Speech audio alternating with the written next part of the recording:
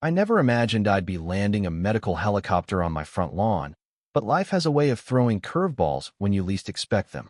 My name's Tom Bennett, a 52-year-old medevac pilot who'd seen my share of emergencies. After years of flying choppers across the country, I moved back to my hometown of Willow Creek, a quiet suburb in Ohio, to be closer to my aging father, Henry. My mother had passed 3 years prior, and Dad was alone in the old family home. I wanted to keep an eye on him, share a few Sunday dinners, and maybe rebuild the bond we'd let slip over the years. The housing market was a nightmare, and the only place I could afford near Dad was in Maple Grove, a gated community with manicured lawns and a homeowners association that ran the place like a military base. I'd grown up in a neighborhood where kids played hockey in the street and folks painted their shutters bright red if they felt like it.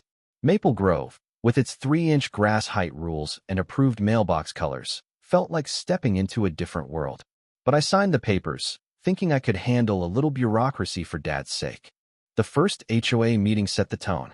Margaret Thompson, the HOA president, greeted me with a handshake that felt more like a challenge. Her smile was tight, her eyes scanning my flannel shirt and work boots with a flicker of disdain. "Welcome to Maple Grove, Mr. Bennett," she said, handing me a binder thicker than a phone book. "These are our bylaws. I suggest you study them carefully. We take our community standards seriously." "Thanks," I said, hefting the binder. "I'll take a look." "See that you do," she replied, her voice sweet but sharp, like a knife dipped in honey. I nodded, already wondering if I'd made a mistake. The neighbors, thankfully, were a mixed bag. Next door, Steve and Lisa Harper had a Labrador they sneaked out after dark to avoid Margaret's "no pets outside after 8:30 p.m. rule." Across the street, Colonel Ed Ramsey, a retired Air Force man, waged a silent war with Margaret over his hedge height. 2 doors down, Clara Nguyen, a librarian, had gotten a warning for letting kids draw chalk art on her driveway. "You'll either get used to her or lose your mind," Clara told me one evening as we watched Margaret measure Ed's garbage cans with a ruler. "Those are your options." My first run-in with Margaret came 3 weeks after moving in. I was mowing my lawn when she appeared, clipboard in hand. "Mr. Bennett, your grass is nearly 2.5 inches in some areas. The standard is 2.25." I shut off the mower, wiping sweat from my brow. "You measured my grass?"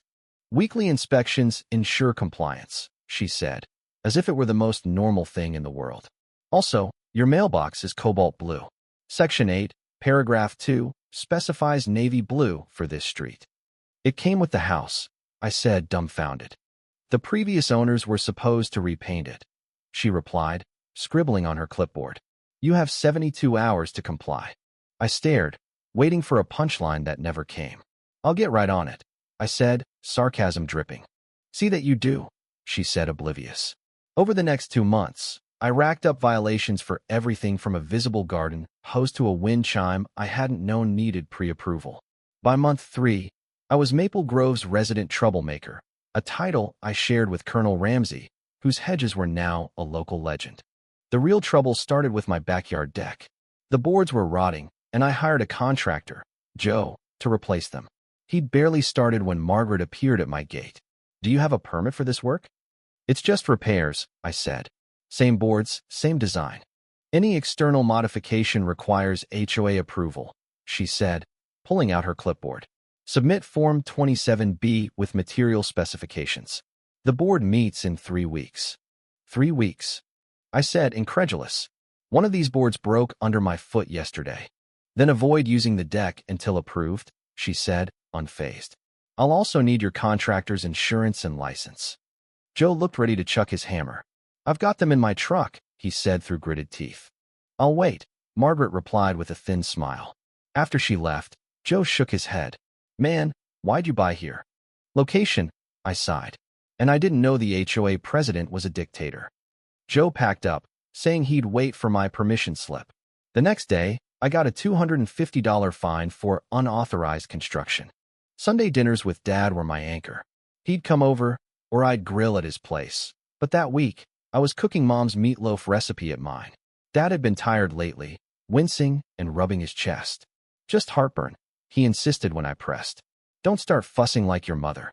"You should see a doctor," I said, noticing him wince again as he arrived. "It's nothing," he said, waving me off. "Tell me about work. Any big rescues?"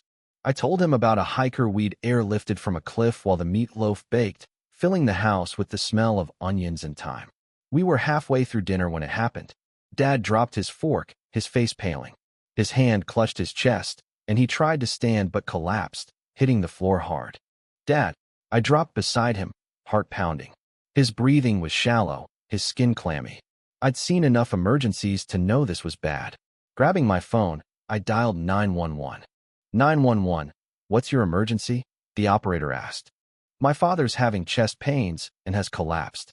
I think it's a heart attack." I gave my address, my voice steady despite the panic clawing at me. "An ambulance is on the way," the operator said. "Is he conscious?" "Barely. He's struggling to breathe."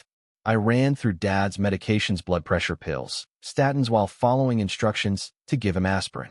The siren wailed in the distance, getting closer, then stopped. My phone buzzed with a text from Lisa. "Margaret's blocking the ambulance at the gate." "What?" I said aloud, glancing out the window. Sure enough, the ambulance's lights flashed at the neighborhood entrance, where Margaret stood with her clipboard, gesturing at the paramedics. "Sir?" the operator asked. "The HOA president is blocking the ambulance," I said, rage boiling. "I need to handle this." "Stay with your father," she urged, but I was already yelling for Steve to come over.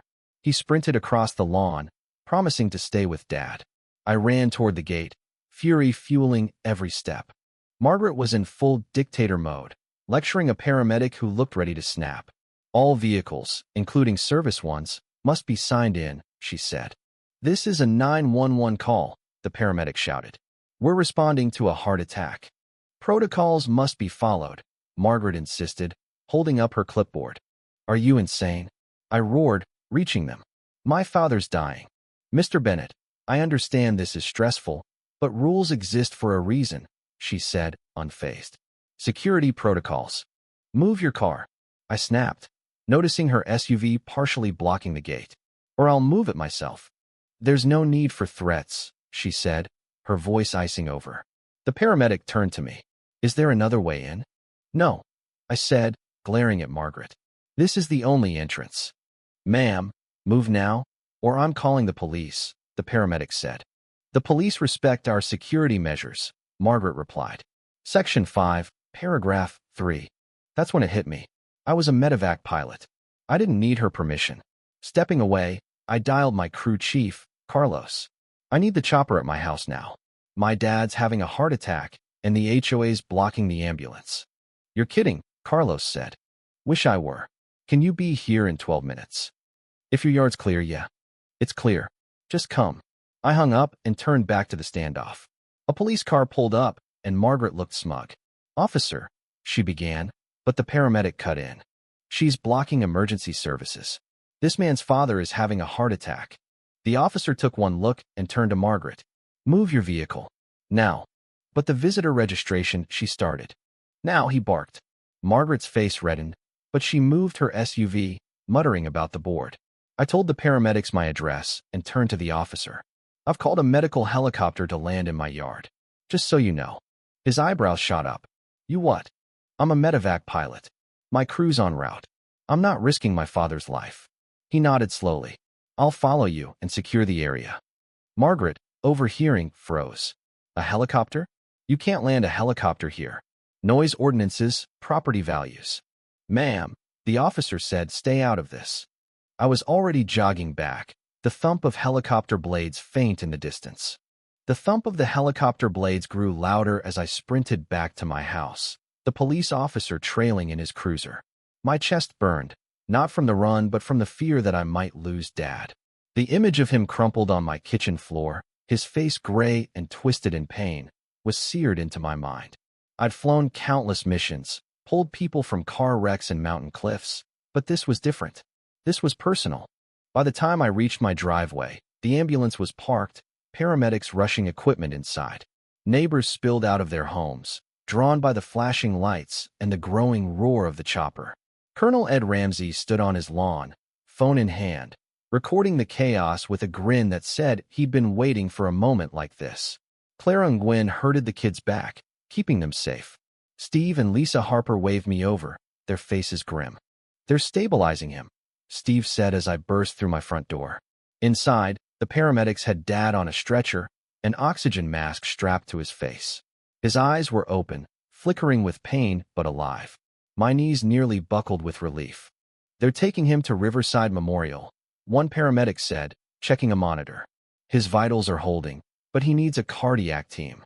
"Riverside's got the best in the state," I said, kneeling by the stretcher. "Dad, hang in there. We're getting you help." His hand gripped mine, weak but steady, and I squeezed back, fighting the lump in my throat. The paramedic glanced at me. "Dispatch mentioned a helicopter?" "My medevac team," I said. "They'll be here any second." "You called in a chopper?" he asked, eyes widening. When your HOA president blocks an ambulance for 10 minutes, you stop taking chances. Outside, the helicopter's roar was unmistakable now, shaking the windows. The paramedic gave a half smile, shaking his head. "That's one way to do it." We wheeled Dad outside just as the chopper crested the rooftops, its spotlight cutting through the dusk. The crowd of neighbors parted, some shielding their eyes, others filming. I stepped away, phone to my ear, guiding Carlos to my front yard. It was big enough for a landing zone, a fact I'd never thought I'd need to know. "Clear shot, Carlos. Bring her down." "Roger that," he replied. "What's with the lady screaming about bylaws?" "You'll see," I muttered, hanging up. And there she was, Margaret Thompson, pushing through the crowd like a storm cloud in pearls. "This is unauthorized," she shrieked, her face flushed with fury. "A direct violation of at least 15 bylaws. Noise ordinances, lawn damage." No one paid her any mind. All eyes were on the chopper as it descended, its downdraft flattening my carefully mowed grass and sending Margaret's pristine hair into a wild tangle. She clutched her clipboard like a shield, shouting into the wind, but the rotor noise drowned her out. Carlos jumped out as the skids touched down, ducking under the spinning blades. He and the paramedics moved fast, transferring Dad to the helicopter stretcher. "Bennett, what kind of neighborhood is this?" Carlos yelled over the engine, glancing at Margaret, who was now being held back by the police officer. "Tell you later," I shouted. "Let's move." Margaret broke free, charging toward us with a citation form in hand. "Stop immediately. I'm issuing an emergency violation for unauthorized aircraft, noise violations, property damage." Carlos stared at her, then at me. "Is she for real?" "Unfortunately," I said, helping secure Dad's stretcher. The officer caught up, grabbing Margaret's arm. "Ma'am, step back. You're interfering with emergency services." "I'm protecting this community," she screamed, trying to wave her form at us. "The property damage alone." Her words were lost as I climbed aboard and signaled the pilot to lift off. Through the window, I saw the neighbors watching some filming, others just staring. Colonel Ramsey gave me a crisp salute, his grin wider than ever. Clara waved, her face a mix of awe and relief. And Margaret, still raging, raised her clipboard to the sky like a prophet cursing the heavens, her voice swallowed by the rotors. We banked east toward Riverside Memorial, and I turned to Dad. His eyes were closed now, the oxygen mask fogging with each shallow breath.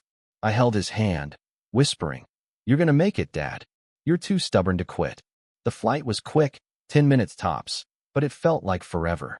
When we landed on the hospital's helipad, the cardiac team was waiting, whisking Dad away before I could say more. I spent the night in the hospital waiting room, pacing and sipping bad coffee. Around 3 a.m., the doctor came out.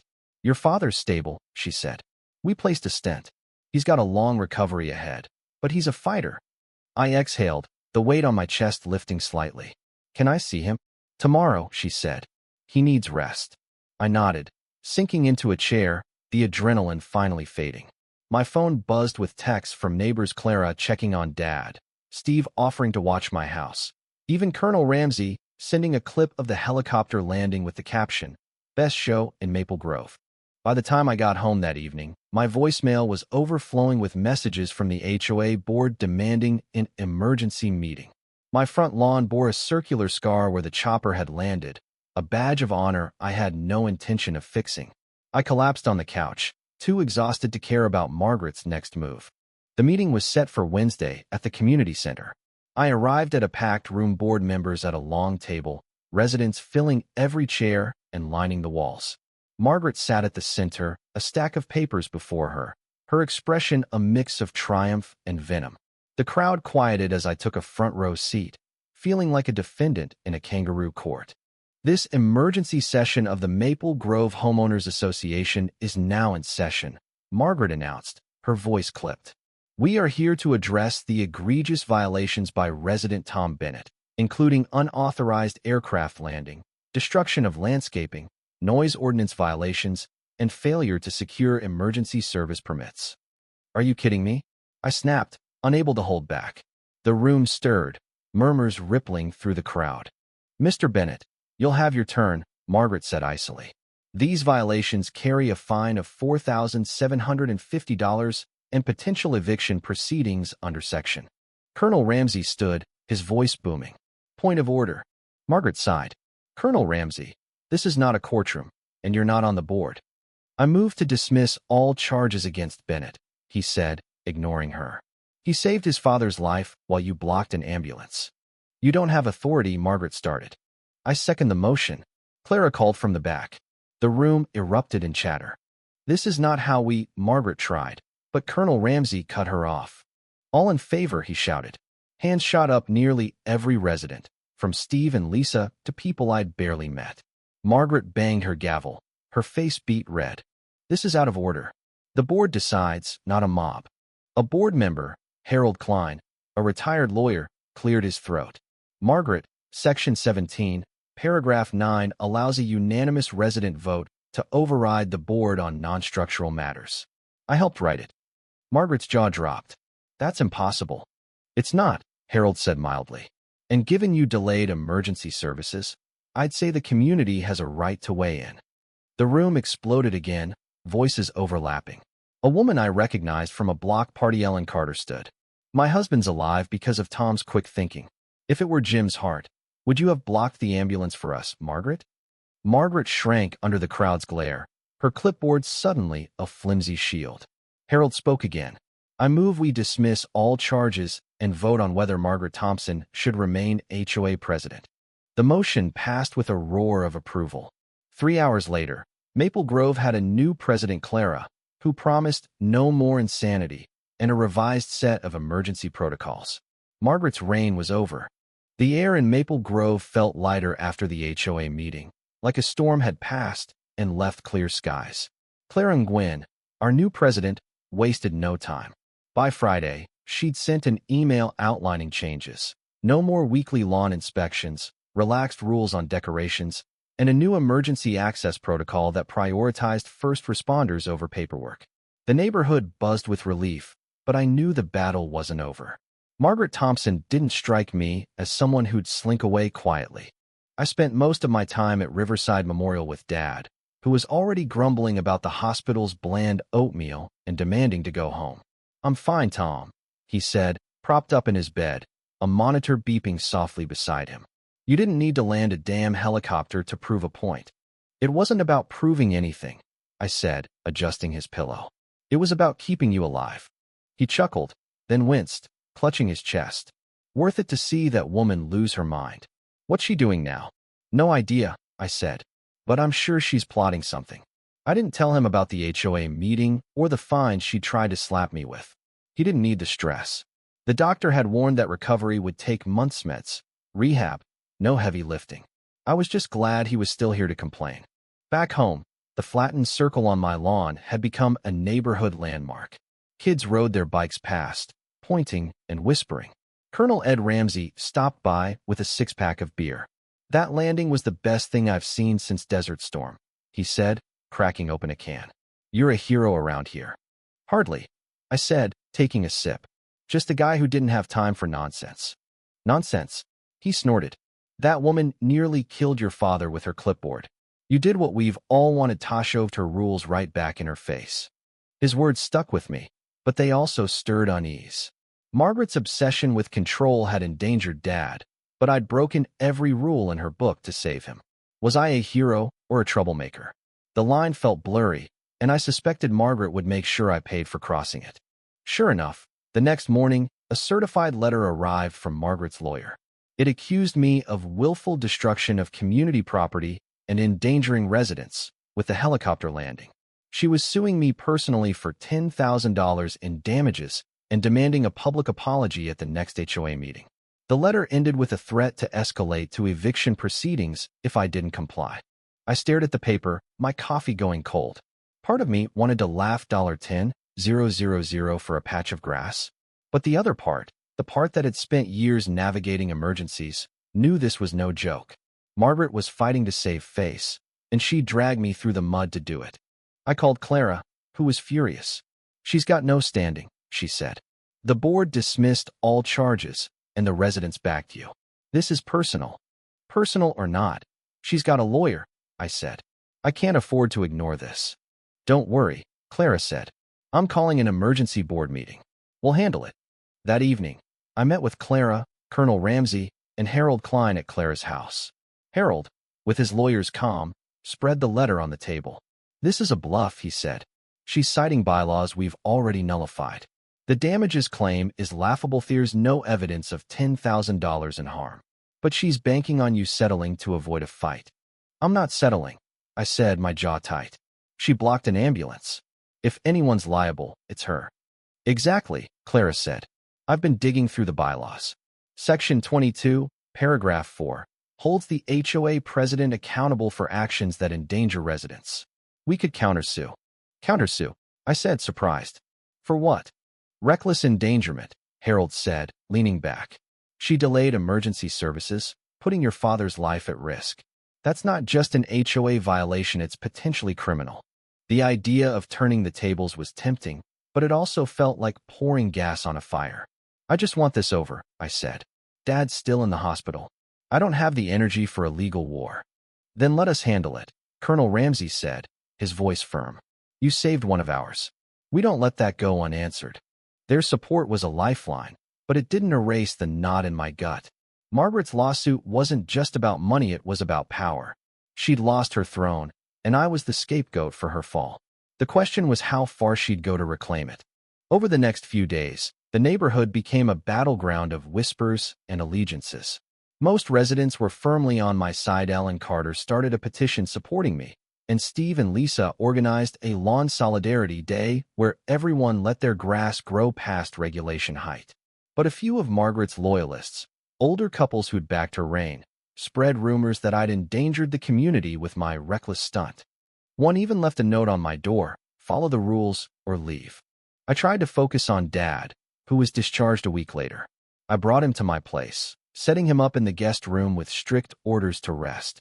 "You're worse than your mother," he grumbled. But he let me fuss, which told me he was still shaken. One evening, as I grilled burgers for us, he brought up Margaret. "Heard from Clara you're in some legal mess. That woman's got it out for you." "She's just sore she lost," I said, flipping a patty. "It'll blow over." "Will it?" he said, his eyes sharp. "People like her don't quit. You need to fight back, Tom. Not just for you, for everyone she's bullied." His words hit hard. I'd been so focused on keeping the peace that I hadn't considered the bigger picture. Margaret's rules had suffocated Maple Grove for years, stifling neighbors like Clara and Ed, who just wanted to live without a ruler hovering over their hedges. My helicopter landing hadn't just saved Dad, it had cracked open a door to change. If I let Margaret win now, that door might slam shut. The emergency board meeting was set for the following Tuesday. Clara had rallied the residents, and Harold had drafted a response to Margaret's lawyer, rejecting her claims and threatening a countersuit. I spent the weekend preparing, digging through HOA records with Clara's help. We found a gold mine. Complaints against Margaret dating back years, from fines for unapproved birdhouses to warnings for kids' lemonade stands. She'd built an empire of control, and the residents were ready to tear it down. The meeting was standing room only, the community center packed with familiar faces and a few I didn't recognize. Margaret sat at the front, her lawyer slick man in a gray suit beside her. She avoided my gaze, her lips pursed, as if I were beneath her notice. Clara opened the session, her voice steady but firm. "We're here to address a frivolous lawsuit filed by former President Margaret Thompson against Tom Bennett," she said. "The board has reviewed her claims and found them baseless. Mr. Bennett acted to save his father's life after Ms. Thompson delayed emergency services." The crowd murmured, some nodding, others glaring at Margaret. Her lawyer stood, adjusting his tie. My client was upholding security protocols, as mandated by the bylaws. Mr. Bennett's actions caused property damage and violated multiple regulations. We seek fair compensation. Fair. Colonel Ramsey barked from the crowd. She nearly got a man killed. Where's her compensation for that? The room erupted, voices overlapping. Clara banged her gavel, calling for order. Mr. Bennett, would you like to speak? I stood, my heart pounding, but my resolve firm. I didn't want to land a helicopter on my lawn. I didn't want to break the rules. But when my father collapsed and Margaret blocked the ambulance for 10 minutes, I had no choice. Those 10 minutes could have cost his life. I'd do it again in a heartbeat. The crowd roared approval, clapping and shouting. Margaret's face reddened, her hands gripping her papers. Her lawyer whispered something, but she waved him off, standing to speak. This community thrives on order, she said, her voice trembling with barely contained rage. Mr. Bennett's reckless actions undermined everything we've built. If we let this stand, Maple Grove will descend into chaos. Chaos? Ellen Carter shouted. You call saving a life chaos? What's wrong with you? The room exploded again, and Clara struggled to regain control. Harold stood, his calm voice cutting through the noise. Ms. Thompson, your actions violated Section 22, Paragraph 4, which holds the president liable for endangering residents. We're prepared to file a countersuit for reckless endangerment unless you withdraw your claims. Margaret's lawyer leaned in, whispering urgently, but she ignored him, her eyes locked on me. You think you've won, she said, her voice low but venomous. This isn't over. The meeting ended with a vote to reject her lawsuit and a second to bar her from future HOA leadership. Margaret stormed out, her lawyer trailing behind. The residents cheered, but I felt no triumph. Her parting words echoed in my head. This isn't over. The weeks following the HOA meeting were a strange mix of calm and tension.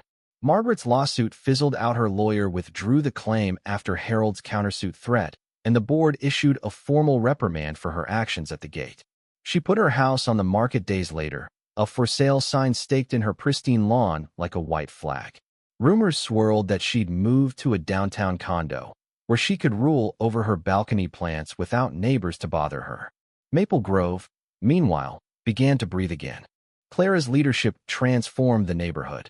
She slashed the rulebook by half, keeping only what made sense, like no loud parties past midnight, and encouraged residents to suggest changes. Colonel Ed Ramsey's hedges grew to their natural height, a quiet victory he celebrated with a backyard barbecue that drew half the block. Steve and Lisa's Labrador romped in their front yard, no longer confined to after-dark walks. I even got a new wind chime, a gift from Clara, which I hung without a permit and with no fear of a fine. Dad's recovery was steady but slow. He stayed at my place, grumbling about my cooking but gaining strength each day. I drove him to cardiac rehab, where he charmed the nurses with stories of his old fishing trips. One evening, as we sat on my newly repaired deck built without HOA approval, thanks to Clara, he looked out at the neighborhood. You know, Tom, this place feels different. Lighter. That helicopter of yours didn't just save might woke everyone up. I sipped my beer, the weight of his words settling in. Maybe, but I hope I never have to do it again. He laughed, then winced, rubbing his chest. Don't jinx it. You've got a knack for shaking things up. He wasn't wrong. The helicopter landing had become Maple Grove legend, retold at block parties and over mailboxes. Kids drew chalk helicopters on driveways, and someone probably stuck a tiny plastic chopper in my mailbox as a joke. But the attention wasn't all warm fuzzies. Margaret's allies, though few, hadn't let go. I got anonymous notes calling me a vigilante and warning that rule breakers don't belong here. One morning, I found my mailbox spray-painted cobalt blue, a jab at my first violation. I painted it navy, per the old rules, and let it go. Fighting ghosts wasn't worth my energy. Clara, though, was relentless. She organized a community safety fair, inviting paramedics and firefighters to teach CPR and demonstrate equipment. The event doubled as a subtle reminder of what mattered: lives over bylaws. I brought Dad, who sat in a lawn chair, heckling the firefighters about their knot-tying skills. The paramedics from that night recognized me, one clapping my shoulder. Heard you're the guy who called in a chopper. Ball's a move. Desperate move, I corrected. But it worked. The fair was a hit, with kids climbing on fire trucks and neighbors swapping stories. Clara took the mic at one point, her voice carrying over the crowd. Maple Grove's changing, she said. We're a community, not a prison. Let's keep looking out for each other. The applause was loud, but I noticed a few faces. Margaret's old guard standing silent, arms crossed.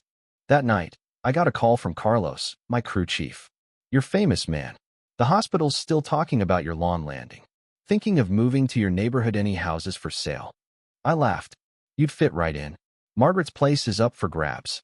No way, he said. That woman's ghost probably haunts it. But seriously, you okay? Heard there's been some backlash.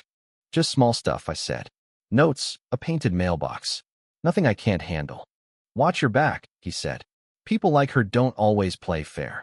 His warning lingered. I'd assumed Margaret's exit meant the end of the drama, but the notes and vandalism suggested otherwise. Was she pulling strings from her condo, or were her loyalists acting alone? Either way, I wasn't about to let them ruin the progress we'd made. A week later, a new family moved into the house across from mine. Mark Davis, a trauma nurse, introduced himself while unloading boxes. Heard about your helicopter stunt, he said, grinning. That's why we bought here. Sounds like a place that gets it. Life comes first. Welcome to the chaos, I said, shaking his hand. It's quieter now, I swear. Hope so, he said. My wife's a paramedic. She'd love a neighborhood where she doesn't have to fight to do her job. Dad, who'd been watering my plants, overheard and laughed. You're kidding. Another medic? Tom's turning this place into a hospital wing. Mark's arrival was the start of a trend. Over the next month, 2 more emergency workers bought homes in Maple Grove, a firefighter and another medevac pilot, Jenna Torres, who'd flown with me years ago. Jenna stopped by one evening, her flight jacket slung over her shoulder. Heard you took down a tyrant with a chopper, she said. Had to see this place for myself. It wasn't quite that dramatic, I said, offering her a soda. But it did the trick. Damn right it did, she said. This neighborhood's got a rep now. We're calling it Helicopter Haven. The nickname stuck, and Maple Grove's transformation accelerated. Clara approved a community garden where kids planted vegetables without fear of a citation. Ed hosted poker nights, his hedges now a backdrop for laughter instead of lectures. Even the anonymous notes stopped, replaced by a sense of unity I hadn't thought possible in a place once ruled by Margaret's clipboard. But the past has a way of creeping back. One morning, I found a letter taped to my door, not anonymous this time, but from Margaret herself. She'd written it by hand, her cursive sharp and precise.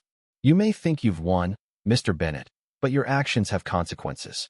This community will regret abandoning its standards. Enjoy your victory while it lasts. I showed it to Clara, who frowned. She's unhinged. This reads like a threat.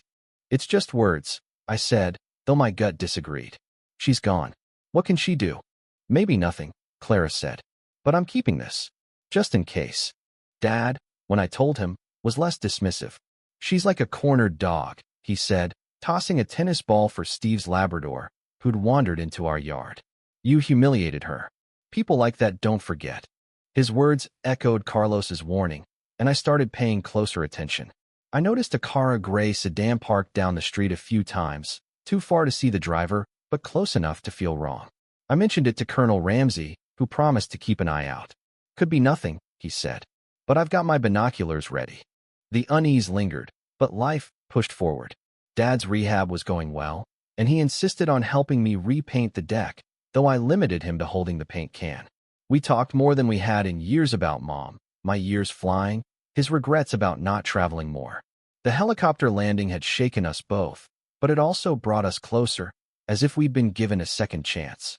One evening, Clara called with news. Margaret's house sold, she said. You'll never guess who bought it. Another medic? I joked. Close, she said. Dr. Rachel Kim, our hospital's chief cardiologist.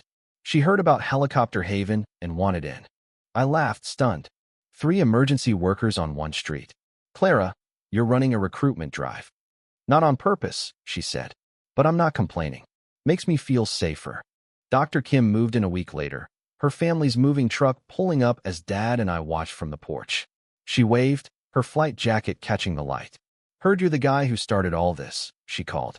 Nice work. Just doing my job, I said, grinning. Welcome to the neighborhood. Dad nudged me. You're going to need a bigger lawn if you keep this up. The influx of emergency workers gave Maple Grove a new identity. We weren't just a suburb anymore, we were a community that valued action over rules, lives over lawns. Clara joked about putting a helicopter on the neighborhood sign, but I suspected she wasn't entirely kidding. The change felt permanent, a legacy of that chaotic night when I'd broken every rule to save Dad. But Margaret's letter gnawed at me. Her words, "Enjoy your victory while it lasts," felt like a promise, not a farewell. I kept an eye on that gray sedan, which appeared again one night, idling at the corner before driving off. I told myself it was paranoia, but I couldn't shake the feeling that the fight wasn't over. The gray sedan didn't show up again, and after a few weeks, I let myself believe it was no Thinga neighbor's guest, a delivery driver, or just my nerves playing tricks. Maple Grove had settled into its new rhythm, and I was too busy with Dad's recovery and my return to work to dwell on Margaret's cryptic letter. Helicopter Haven, as Jenna Torres had dubbed it, was thriving. Dr. Rachel Kim's family hosted a housewarming barbecue, where Mark Davis and Jenna swapped war stories about late-night rescues while kids ran through sprinklers, free from the threat of a citation for excessive noise. Clara's community garden was sprouting tomatoes, and Colonel Ed Ramsey's poker nights had become a weekly ritual, complete with his now legendary hedges as a backdrop. Dad was back to his old self, or close enough.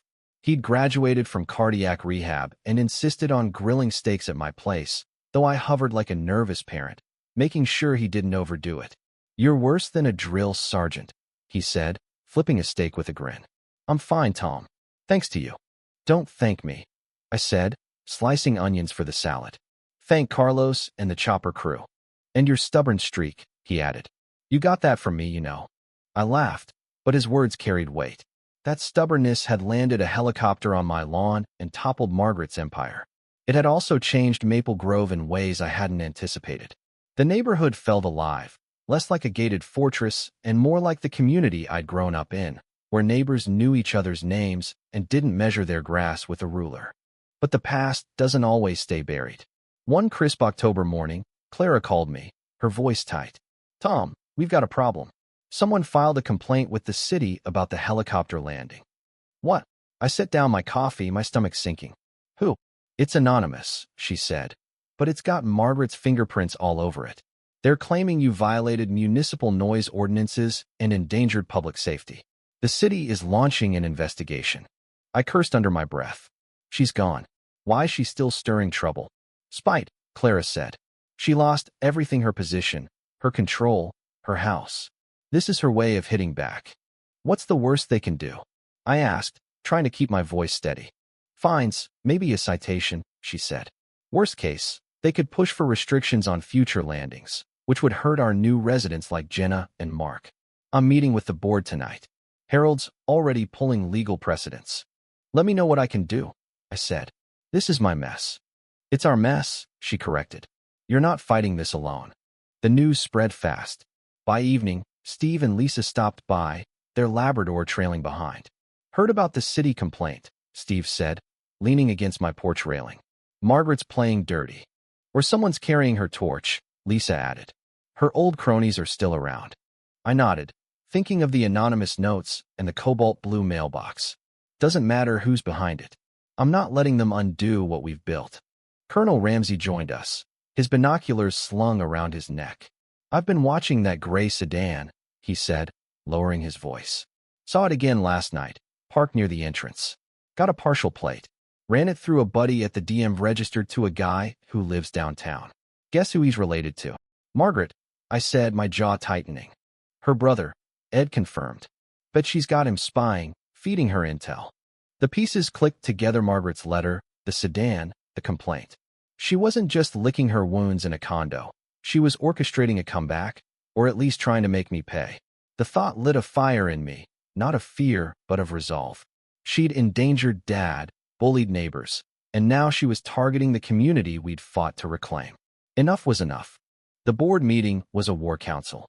Clara, Harold, and the other members gathered at the community center, joined by a dozen residents, including Mark, Jenna, and Dr. Kim. Harold laid out the city's complaint: a $5,000 fine for unauthorized aircraft activity and a proposed ordinance banning non-emergency landings in residential zones. It's a stretch, he said. The landing was an emergency, cleared by police. But the city's under pressure to look tough on regulations. Pressure from who? Jenna asked, arms crossed. This smells like a vendetta. Likely, Harold said. We've got a public hearing in 2 weeks. We need to show the city that Maple Grove stands behind Tom and values its emergency workers. Clara nodded. We'll rally the residents, get statements from the paramedics and police who were there. Tom, can you get your crew to testify? Carlos and the pilot are in, I said. They've been itching to tell the story. Dr. Kim raised her hand. I'll speak as a cardiologist. Delaying that ambulance could have been fatal. The helicopter was a medical necessity. The room buzzed with ideas, petitions, media outreach, even a community video showcasing Helicopter Haven's new spirit. Ellen Carter suggested inviting the local news, which had covered the landing but hadn't dug into the HOA drama. Let's make it impossible for the city to side with a petty complaint, she said. I left the meeting energized but uneasy. Margaret's shadow loomed large, and the stakes were higher than just a fine. If the city passed that ordinance, it could scare off the emergency workers who'd made Maple Grove their home. Jenna, Mark, and Dr. Kim, they'd chose this place because it valued their work. I couldn't let Margaret's spite take that away. The next 2 weeks were a blur of preparation. Clara and I met with the paramedics, who were eager to testify about Margaret's obstruction. The police officer from that night provided a written statement, confirming he'd ordered her to move her car. Carlos and the pilot, Mike, practiced their accounts, emphasizing the urgency of the situation. Dad, now strong enough to join us, insisted on attending the hearing. I'm the guy who almost died, he said. They need to hear from me. The public hearing was held at City Hall, a packed chamber with residents, reporters, and curious onlookers. Clara spoke first, presenting our petition signed by 90% of Maple Grove's residents and outlining the neighborhood's transformation. We're a community that puts lives first, she said. Tom Bennett's actions saved his father. Punishing him would send a chilling message to every first responder in this room. The paramedics followed, their account of Margaret's delay drawing gasps from the crowd. Carlos and Mike described the landing, their calm professionalism underscoring the emergency's gravity. Dr. Kim's testimony was a gut punch, detailing how minutes can mean the difference between life and death in a heart attack. Dad, his voice steady despite his frailty, closed our side. My son didn't break rules for fun, he said. He did it because a woman with a clipboard thought her power mattered more than my life. Don't let her win. The city council listened, their faces unreadable. The complainant's side, represented by a lawyer who refused to name his client, argued that noise and safety concerns justified the fine and ordinance. But their case felt hollow, especially when Harold cross-examined, revealing the complaint's timing coincided with Margaret's ousting. The crowd's murmurs grew hostile, and the lawyer faltered, unable to counter our evidence. The council deliberated for an hour before returning. The chair, a no-nonsense woman named Counselor Hayes, cleared her throat. The complaint against Mr. Bennett is dismissed. The landing was a justified emergency action, supported by police and medical testimony. The proposed ordinance is also rejected. Maple Grove's emergency workers are an asset, not a liability. The room erupted in cheers. Dad squeezed my hand, his eyes misty. Clara hugged me, whispering, "We did it." Outside, reporters swarmed, but I waved them off, too overwhelmed to talk. The victory was sweet, but it wasn't just my night. Belonged to Maple Grove, to every neighbor who'd stood up. Margaret's name never surfaced officially, but the gray sedan vanished, and the anonymous notes stopped. Her brother, we later learned, had been pressured into helping her, but backed off after the hearing's publicity. Margaret herself faded into obscurity, her condo a quiet retreat from the community she'd lost. I didn't wish her ill. She'd been her own worst enemy, and that was punishment enough. 6 months later, Maple Grove was unrecognizable in the best way. The community garden was a riot of color, kids playing among sunflowers and zucchini. Jenna and Mark started a first aid workshop, teaching residents CPR and defibrillator use. Dr. Kim organized a blood drive, and even Colonel Ramsey joined, grumbling about needles but beaming when kids called him a hero. Mylon's helicopter scar was still there, now a deliberate feature I mowed around, a reminder of the night we'd broken the right rules. Dad moved back to his place, but kept our Sunday dinners, grilling steaks while I pretended not to watch his salt intake. You ever think about that night? He asked one evening, the sky streaked with sunset. More than I'd like, I said. But it turned out okay. Better than okay, he said. You gave this place a heart, and me a few more years to bug you. I laughed, clinking my glass against his. Maple Grove Helicopter Haven was home now, not just for me, but for a community forged in crisis. We hadn't just survived Margaret's reign. We'd built something stronger in its place. And if another emergency ever called for it, I knew no one would stand at the gate with a clipboard. Thank you for joining me on this journey through Maple Grove's transformation. I'd love to hear your thoughts in the comments below. What would you have done in Tom's shoes, facing a rule-obsessed HOA president who endangered a loved one? Do you think Margaret's actions were just misguided, or was she a bully who deserved her fall? How do you see violence and injustice playing out in everyday life, whether it's a clipboard-wielding tyrant or bigger systemic issues? Take a stand, share your perspective, and let's keep the conversation going. Your voice matters.